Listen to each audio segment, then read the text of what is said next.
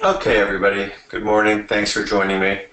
If somebody could tell me if they can see the screen, I'm flying a little in the blind here today, working from home. Unfortunately, somehow tweaked my neck and I can't drive. Can't turn my head today. So this will be exciting in more ways than one. But thanks for joining. We have a great topic today. The topic today is how to manage risk when you hire a web development team. Um, Give me one second here. Let me just trying to open this on the other computer just to verify everything's good. So we're going to be doing these pop-up webinars a little bit more often. I write a blog post once a week. It comes out every single Friday or Thursday, depending upon how busy I am. And last week's was something that was really exciting that I thought, I'm going to try this pop-up concept and see if we get any, any involvement from people. So here we are. So I'm going to talk nonstop. Only going to come up once in a while for a little sip of my coffee over here. It's going to take about 20 minutes. I'm not particularly going to open it up to Q&A. If anybody has a question, feel free to contribute it through GoToWebinar. Not something that I really was planning on doing. I'm trying to get everybody out and enjoy their day as quickly as possible. With that, let's get started and go over, sorry about that. Let's go over today's agenda. First off, I'm going to introduce who I am, although many of you already know. We're going to talk about risk and how risk is associated with budget. I'm going to talk about the types of development teams that exist, and then talk about some of the common problems that'll come into play with the different type of teams that you'll have, and then we'll go into a wrap-up. So hopefully I'll have you out of here by about, I started a little late, maybe 11:25 here on the East Coast. This is the blog post that everything is based on. It is, I put it up last week. I highly encourage you to check out our blog. Again, we do one blog every single week. I write every post myself. This is a great post. I gotta tell you, I'm really excited to talk about it. Look at the first line. I've said it before, I'll say it again. The web development industry is a weird and confusing space to be a consumer. So hopefully I can clear up some of those challenges that people face on a regular basis when acquiring these services. Again, my name is Peter Check.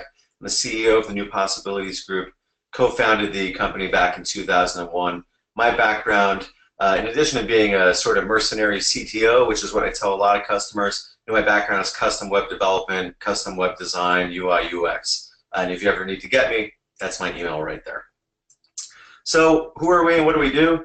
We're the experts in development of safe, secure content management systems. We focus on custom web development and design to create websites and applications for customers, clients with complex requirements. And these are some of our clients that we've worked with since 2001. Obviously, it's a huge list, but some of these names you might be familiar with. So why are you here? A couple reasons. Maybe you're going to undergo a design or development project. Maybe you are in the middle one. Maybe you will be. Maybe you've had bad experiences in the past. Maybe you're confused about how agencies price and why there's such divergence between different types of agencies. We're going to talk about all those things because they're related. The key concept today, again, as your budget increases, your risk decreases. It's just the way that it is. And we've assembled this little chart here for you that sort of shows the 6 different definitions of agencies or types of resources against what your relative risk is. So we start from an offshore, sort of like a freelancer or maybe a development team that's offshore in India, Pakistan, China, wherever it may be, progressing to freelancer, small agency, mid-agency, large, and then to a niche agency, which is kind of what we do here at the NP Group. And as you can tell, as your spending profile, as your budget increases, your risk is going to generally go down a little bit. And a smart agency will actually even propose to you services high, medium, and low, wherein the risk is even different there. Whereas if you do the smallest minimum viable project, you might take on a little bit more risk. If you do an all-out project, you might take on even less. So this profile can exist not just in the spectrum of all these different service providers, but also within a service provider when they issue a proposal. So again, as I said, there's different types of development teams, the offshore freelancer, small agency, straight through to a niche agency, and I want to tell you a little bit about each. First off are the offshore teams. These are the guys that are probably filling out, if you have a website, they fill out your contact form seemingly every couple of days. I get maybe 3 or 4 inquiries a week from these places. These teams they're really meant to handle input. They're meant to be told what to do, and they need to constantly be told in a very verbose and clear manner what it is they're going to be outputting. So you can't count on an offshore team to contribute original thought or concepts. You're very rarely going to get senior staff access, which is an owner or somebody that's been there for a long time. And it's very hard to even gauge ability regardless. So you don't even know, even if you have a senior guy, you still don't know what his relative ability is. Pricing we see here is generally between $15 and $40 an hour. Again, this is really, if you have technical knowledge, this could work out relatively well, but you have to know what it is you're policing. Now, freelancers, this could be offshore, it could be onshore, but typically they're an individual. They might do 1 or 2 projects at a time.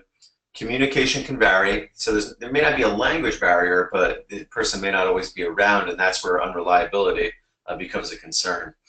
Very hard to determine the quality of their work, unless you have the ability to really dig in and understand specifics of what's going on under the hood.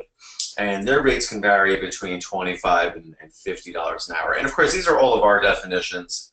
Been doing this for since 2001, so we're fairly accurate. But again, other people might argue the size of a small versus mid agency. So again, this is our perception. Small agencies, typically we would define this as being 2 to 5 employees. They might do 3 to 4 clients or projects at a time.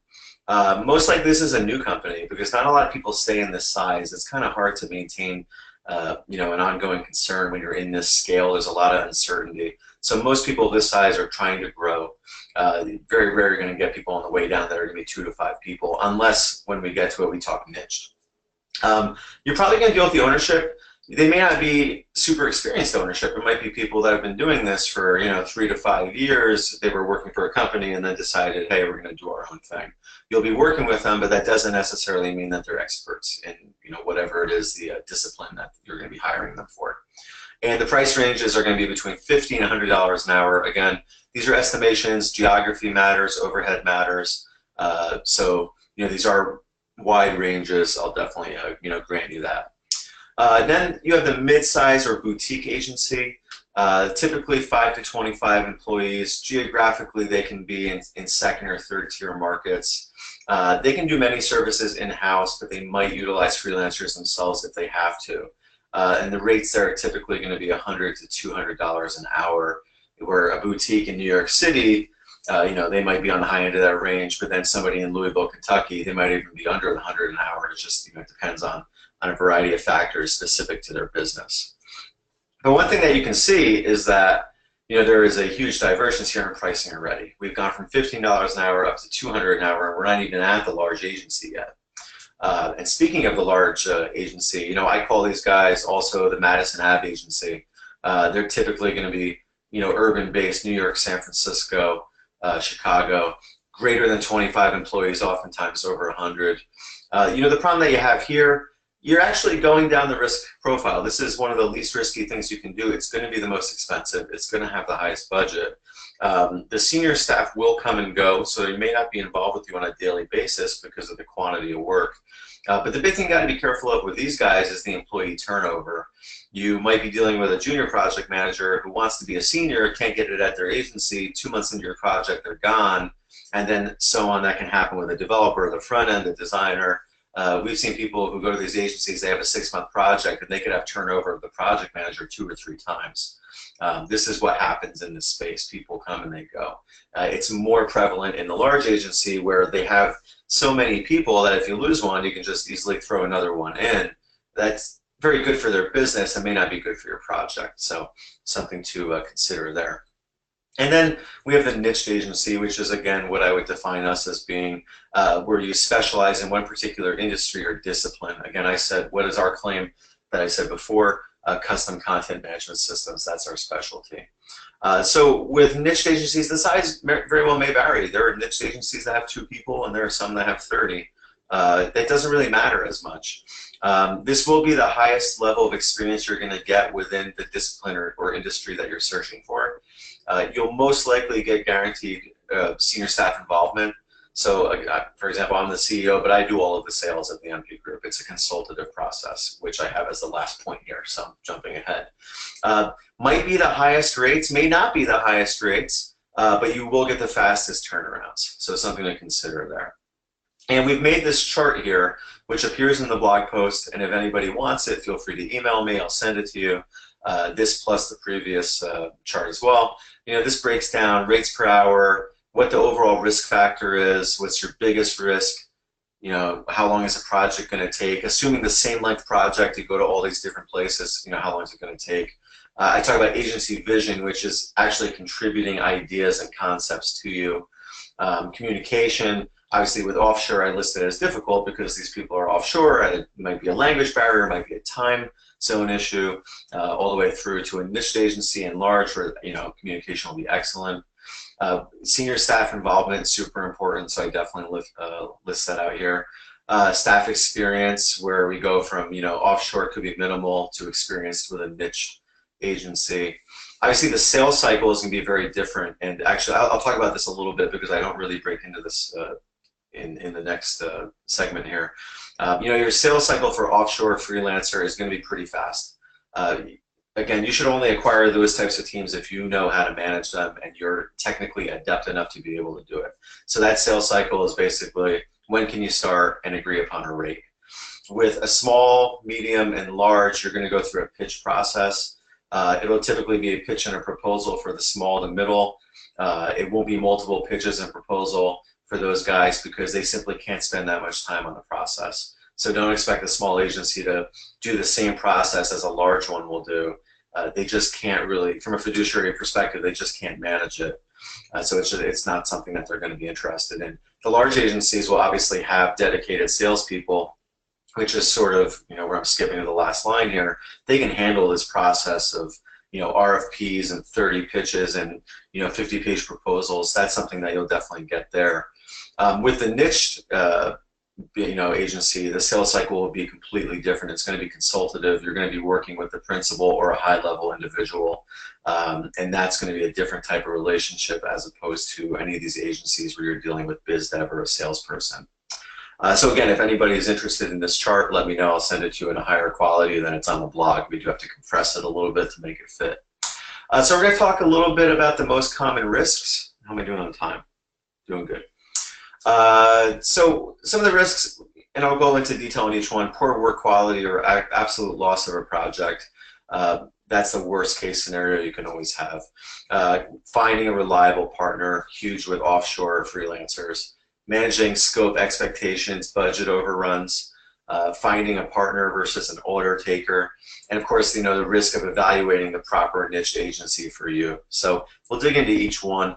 Again, the first one, and I see this all the time, it's the worst thing that can happen. It's the absolute loss of a project. And unfortunately, again, a lot of people come to us after this has happened to them. Largest risk here is with offshore or freelance developers, the people that are going to jump from project to project, hard to vet, hard to know quality. I hate to say it and put it this way, but when you take the cheapest route, you're often going to end up paying for it later. Those teams, as I've mentioned, they're not product specialists. These are not people that are going to contribute ideas to you. They're going to do as they're told. You don't know how they're going to get to that conclusion unless you're technically adept enough to look at what they're doing, and therein is the highest amount of risk. So you have to accept, if you sign up with these people, with a freelancer, the guy might go to Tahiti, he might disappear for a month. I've actually had somebody who came to us who was a startup, and she needed a new developer to do maintenance because the guy decided he wanted to go and spend 2 months in Thailand.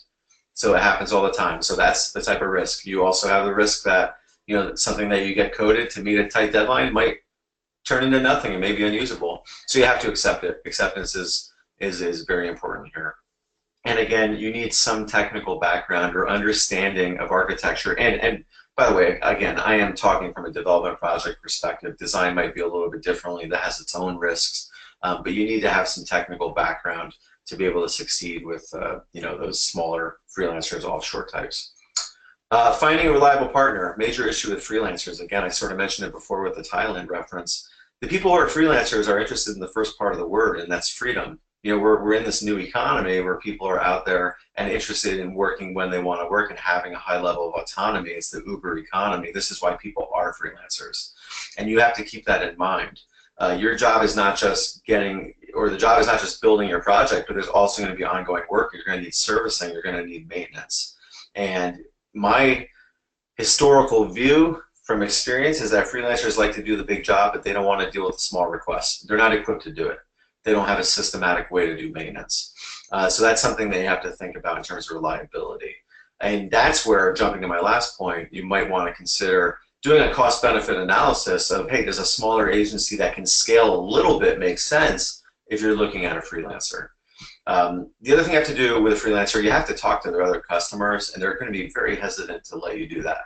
Probably because most of them are going to go through this problem of building out the project and then being stuck with it without having a helping hand. So again, just remember, what's the first 4 letters of freelancers? It's free. That's going to end up not being a benefit to you. It's only a benefit to them. Scope expectations and budget overruns, another risk. It can happen with anybody on the whole scale. It happens less with the niche players and with the large agencies that actually go through discovery and architecture. I see a couple of people on the phone or on the meeting today, on the attending. I've heard this from you before. Discovery is a super important process, and it could be as quick as a 2-hour meeting with a deliverable. It could be a 2-day meeting. It could take even longer. We've done discoveries that have taken up to 60 days to deliver. Most small guys, freelancers, small agencies, and every offshore team, they're not going to do this ever because A, they focus on hourly accruals, like I'm saying in the next line, and B, they just don't have the time or the wherewithal to be able to contribute to that process. And C on that list is they're not even going to give you any genuine feedback or creativity in terms of ideas regardless. So again, niche agencies, large agencies, we're the most adept at doing this and producing this document. Discovery, findings, and specification will detail your project from, as I say here, from start to finish and remove any doubts or gray areas. And the benefit of that is knowing exactly what it's going to cost, how long it's going to take, and having a clear set of expectations between parties of what it is you will and will not be receiving. That means that later on you come up with a new idea, we know this is new, and we discuss how we're going to do it. Again, much easier on the high end of the agency spectrum. Let me just go to the next one. Again, a partner versus an order taker, and I've been saying this a lot. Order takers, offshore, freelancers, small agencies, knowledge leaders, boutique, large, niche agencies, they're the ones that are going to give you feedback. Giving feedback as an agency owner is a very risky thing, and if you don't have a level of expertise, you're not going to give that feedback. Offshore freelancer, small agencies, mostly driven by hourly accruals, mostly driven by getting projects out the door. They would rather just get things done than tell you, hey, I think you should do it this way. So as I say, your premium teams are going to educate, they're going to consult, they're going to contribute. Niche players, my process is very different from everyone else. You know that from day one, where we have an introductory call, and that process will go from there to discovery, delivery of findings, and then to a project. It's a very unique process. Most niche teams are going to do that. They might give you a needs assessment. Those are the real. When you go through that process, you will know that you're working with the right team. And like I say here, it's a preview of what it is to work with that team. And one thing, as you go up the line, and you'll see this with the large agency, even though they have a biz dev guy, but they might bring in to a sales meeting, some technical people, project managers, and you'll absolutely see this with a niche. Experts are going to challenge you, they're going to ask you difficult questions, and they're not being that way to be jerks about it or show what they know, but they're doing it to help you out generally at the end of the day. Next point, how do you evaluate those niche agencies? Well, first off, they do provide the lowest risk, provided you find the one that is the right niche for you. Again, we do custom CMS development. If you can vet us instantly by searching almost any term about custom CMS, you're going to see me, in the top 5 or 10 in Google results. The first thing is a niche agency, they might turn you down. And that's a good sign. They might say, hey, this isn't really a great fit. You should go talk to this guy, or this guy, and they'll make a referral. You can evaluate them through the sales process. Again, you should be talking to the highest person. It should be highly consultative. One thing to know about the niche agency, as you evaluate, again, they're going to have the highest rates, quickest turnaround. We do the same project over and over again. That's the expertise. Rate might be high, but again, we're going to work fast. But here's the thing about the niche. Everybody now is claiming expertise. You have to look for proof. You have to look for a track record. And again, we work really hard creating content, this webinar, blog posts, ebooks, our social presence, videos. All that is the consultative sales process. So if someone's claiming expertise but they're not putting themselves out there, that might be, a red light. From there, I'm going to wrap it up. And how'd I do? I did pretty good. 17 minutes. Didn't even have to come up for water yet. First off, understand, every development project is always going to be risk. It will never be 0%, but you can definitely mitigate that risk by knowing what the landscape is in terms of development teams. And actually, I did 2 points at once. The other thing, as I wrap up, I just want to tell you, don't be addicted to hourly rates. They're a, shitty metric. They're not good. Hourly rates are not a great way to evaluate who you should work with. I made another chart really quick just to show that oftentimes the person with the lowest hourly rate is going to take the most amount of time, and the person with the highest is going to take the least. So hourly rates are just, it's kind of voodoo economics in a way, to steal the former president's term. It doesn't make any sense. The best agencies on the high end, even the niche, they might even do something, they might price it on a different metric that's not even hourly rates. That makes a whole lot of sense. So you should not be afraid of that. Even if an agency says, well, we don't have an hourly rate, which is hard in development, easier in design and marketing, don't be afraid of that, because those are the guys that are normally going to price against performance or some other metric of success. When you look at hourly rates and you're like, well, my cousin's friend can do it for 20 bucks an hour and the agency is 150, well, you're getting into that entire risk factor of dealing with your cousin's friend who's the freelancer, and also not knowing his experience level, what's the turnaround time going to be? So we need to get away from this hourly rate metric. There's a lot of talk in the agency space about this, about different types of pricing. Again, and where I play in web development, we're not quite at that point yet, because it is still based on, you need some sort of, metric. Unfortunately, ours are still, pretty relatively dominant. But over time, I think we're going to get out of that and more over into pricing based on project or value or things such as that. So with that, I'm done. Again, thanks for joining us. If we get some good feedback from this, we might do more based on blog posts. I think it's a great way to start the week. We do pretty much every month, give or take, a longer form with a Q&A format. So the next one will be July 6th after the holiday, and I'll be talking purely about making the case for custom software. If you read our blog, we talk a lot about how off-the-shelf software has limitations. It takes you 90% of the way, but not 100%. And that void, that's where custom software really fills the gap. There's a lot of noise, and there's a lot of people out there that are selling enterprise software or off-the-shelf open source projects, and everyone's like, oh, it can do this, this, and that. But the fact is, the more you try to make it do 100% of what you want, the less stable the software becomes. So we're going to talk all about that. This will only be about an hour. I'll talk a little bit slower, but I hope you can join us. There should be a sign-up on our website. If it's not, there's going to be a mail coming out in a couple of days. Again, resources. I said it before, I'll say it again. I'll say it over and over. It's a consultative process that we have here. So check out our blog, our videos, our ebooks. All this content is always available for you. We blog. I write the post myself at least once a week. It's out on Thursday or Friday. I haven't missed one yet. So definitely have a look. And if you do need to contact us at any point, that's our location, northern New Jersey, about 10 miles out of lower Manhattan. Our website, again, npgroup.net, and our phone number, 855-NP-GROUP. So if you want to speak with me, call the number, ask for Pete. I'm generally pretty accessible. Leave a message. If you don't get me, I'll call you right back. So with that, hey, everybody, enjoy your week. Thanks so much for joining me. It was a pleasure having you. If anybody wants the graphics, email me, reach out, and I hope to talk to you soon. Take care.